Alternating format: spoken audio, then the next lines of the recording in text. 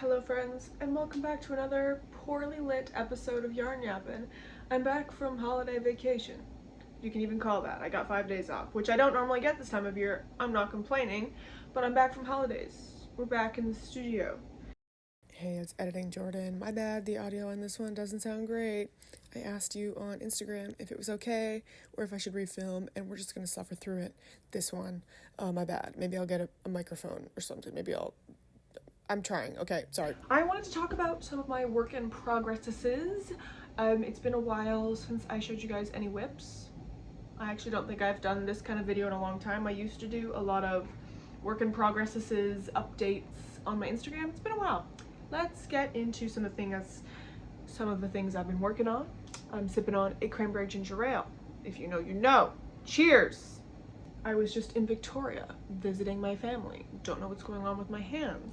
And I brought a bag of projects. Here's said projects. I have just about finished my little hand spun yarn hood. So as you can see, haven't dealt with the loose ends, obviously. Stunning. I have not blocked this, of course. I did not bring the correct needles to do the ribbing around the face. And this is the yarn I brought with me. This is some lamb's wool that I upcycled in a fiber fuckery that's linked here. I didn't bring the correct needles to do the ribbing, so I want to do maybe not even ribbing, but like a double knit band just kind of around, just for like some sort of little detail.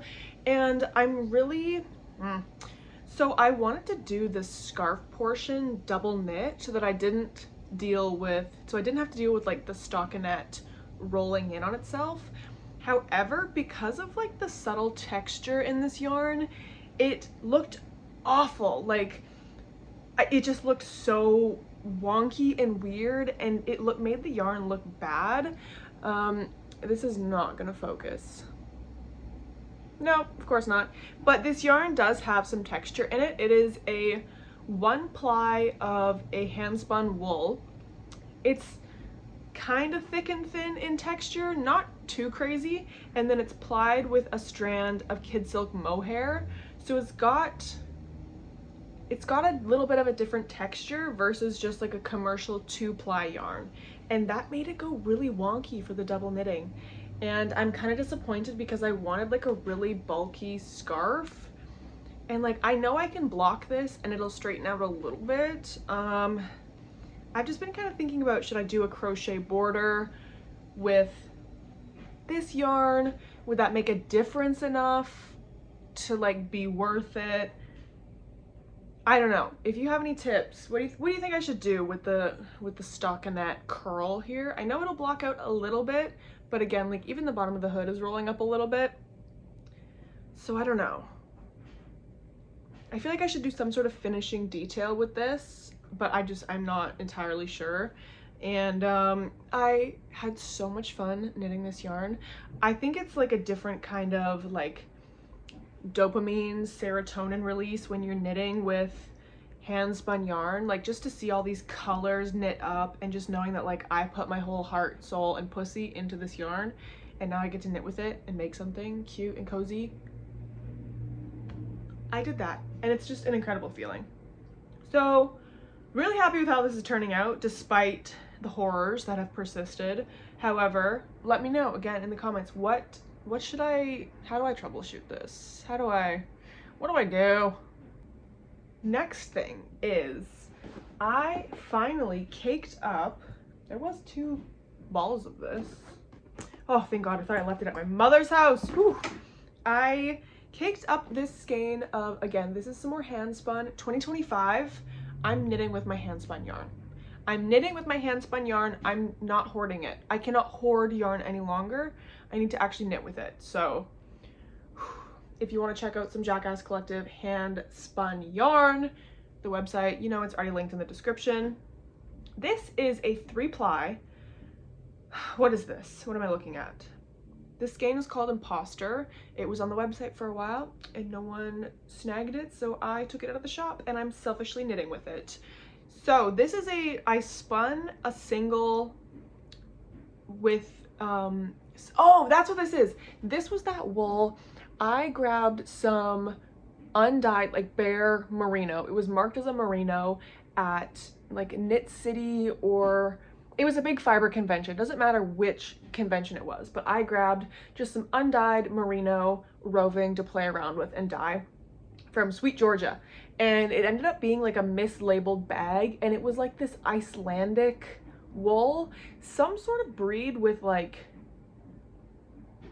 I'm not familiar with like breeds of sheep that have like an undercoat. Like it had these like sharp kind of guard hairs in it almost. I'm not 100% sure what kind of sheep it was, but Sweet Georgia, they do a lot of sampling kits and they sell tons of breeds of wool to play around with. So I think it was just something that got mislabeled, and they did send me a replacement.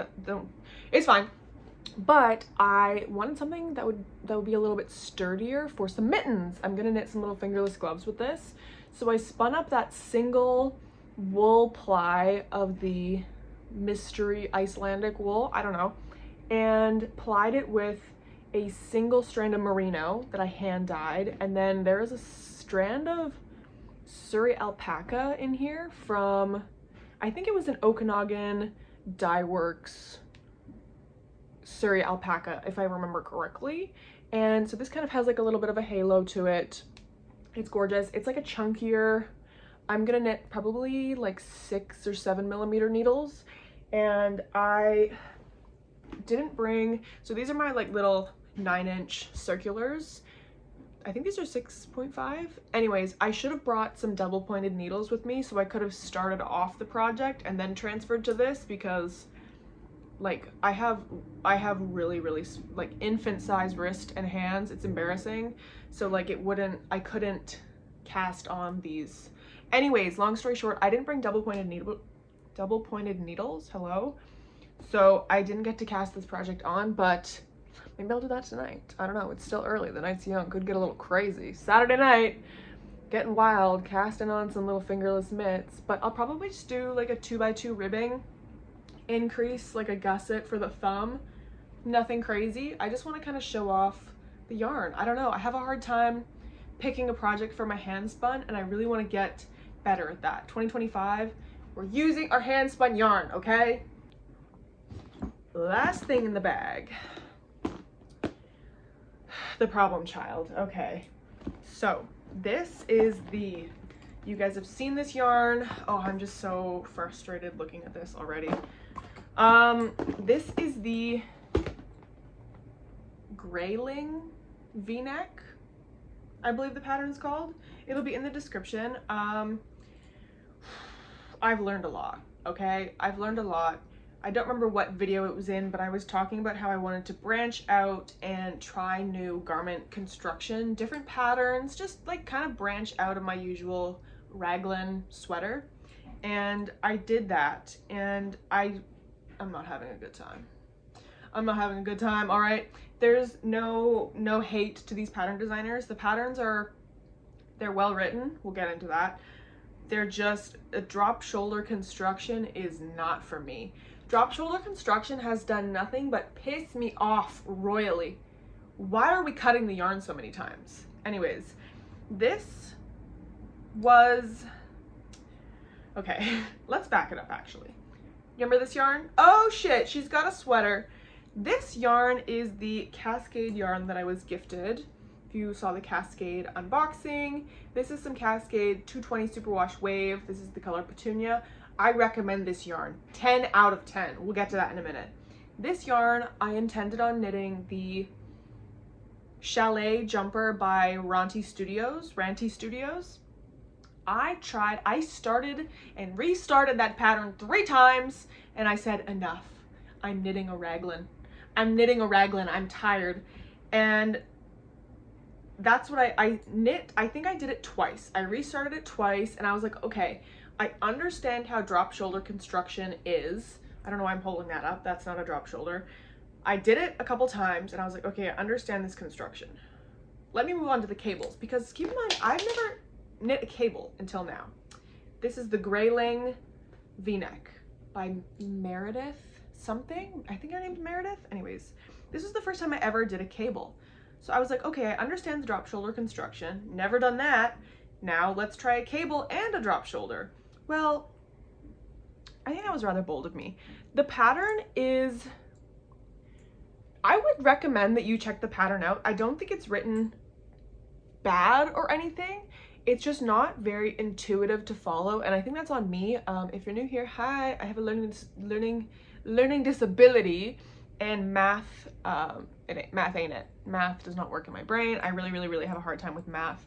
So just the way that the pattern is written, it's very much bouncing back and forth. You do this 3 times, you go back here, you do this, and I find it really hard to keep track of where I am, and that has been a problem. So I always print my patterns out, and I've been like doing little tallies of how many rows I've done and what section I'm on. Like, it's not very intuitive to follow. It's not, sometimes I follow a pattern and it just flows. Like, I'm never like second guessing.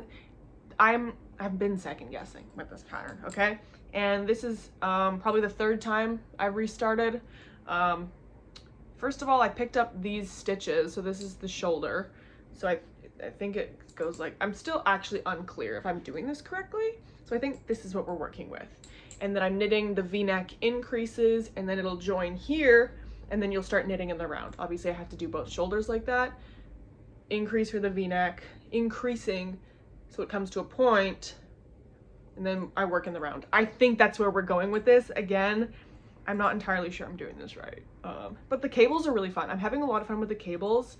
They're so easy. I thought cables were gonna be scary and horrifying and hard and require like a sacrifice to the devil himself. They're easy. They're easy. It's fine. It's chill. But the construction of this garment, I'm not enjoying. I can say that I'm not a drop shoulder girly, okay? And if I ever want like a drop shoulder look, I will just knit a front and back panel, like a wider front and back panel for that kind of drop shoulder look. I will never again do a drop shoulder construction because it's annoying and there's so many ends. We're cutting the yarn, we're picking. Anyways, I think I'm doing it correctly now. The cables are fun. The yarn, this is the Patton's double knitting discontinued wool, rude. And this is the progress we've made on it. I've restarted it 3 times, and I think I'm good. The only thing that I'm annoyed with myself, I can blame no one but myself, was I was working on this rather aggressively, and then I was like, oh shit, I gotta gift knit some things. Like, I need to start like picking up the pace on my gift knits. So I put all of my personal projects aside, and I should have made a clearer note in the pattern where I stopped. Because when I went to go pick this up, as previously mentioned, the pattern is not intuitive to follow. It's a lot of scrambling my brain. There's a really big fluff right there. I don't know if you can see that. Jeez. So I should have taken better notes in the pattern, or put a sticky note in my pattern and said, you're on this row, like something. So I went to go pick this up and I'm like, I don't know what's happening. And it's not that easy to just look at the pattern and figure out where you are. So I've been struggling with this. I think I got it. Don't quote me on that. I'm trying my best, but I'm loving the color. The cables are so fun. I can't wait to block this, because cables kind of like they hold a lot of tension. They kind of squish up, and when you block it, it like relaxes. I'm so excited to block this. And I don't know if I mentioned, this is a sweater pattern.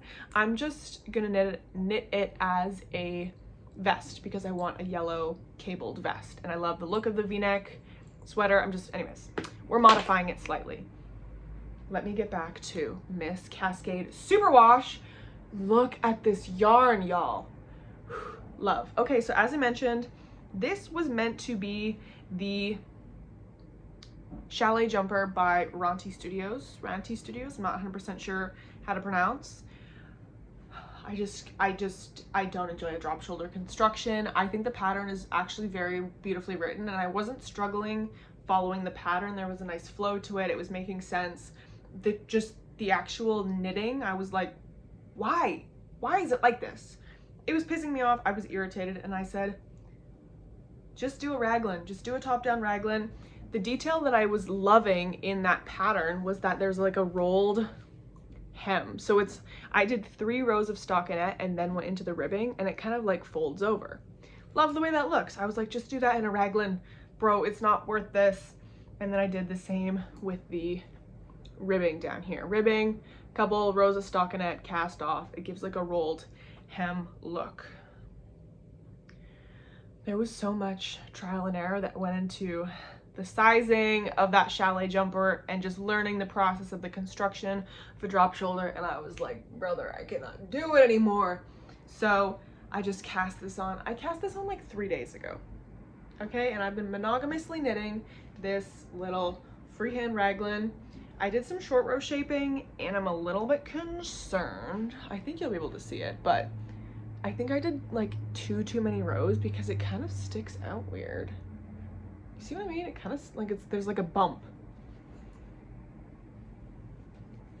See what I mean? What the heck is going on there? Ooh.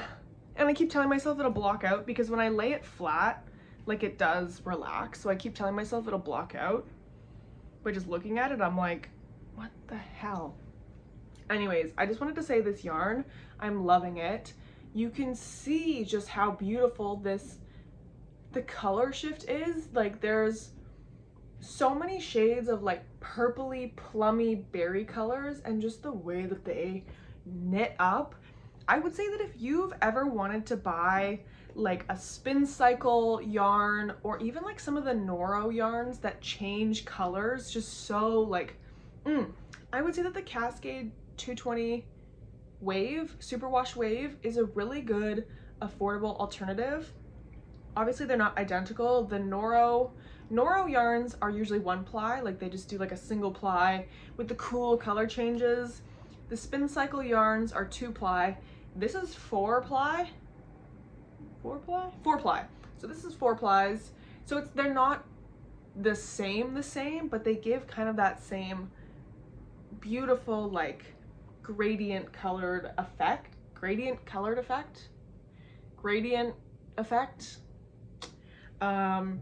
This colorway is a lot lower contrast, but there is some different colors that have a lot higher contrast, and they're very beautiful. And I might pick up some of this yarn, not this color obviously, but some of this line to do my ant raglan, my ants in a row raglan by Meredith something. You guys know the one I'm talking about. I haven't shut up about this sweater since I saw it, but I think this would be a really cool like way to get the colors, the gradient, just with like a more affordable price tag versus like a spin cycle or even like a hand spun yarn. Like I have a video coming up about hand spun yarn, and I'm just, well, that's a story for another day.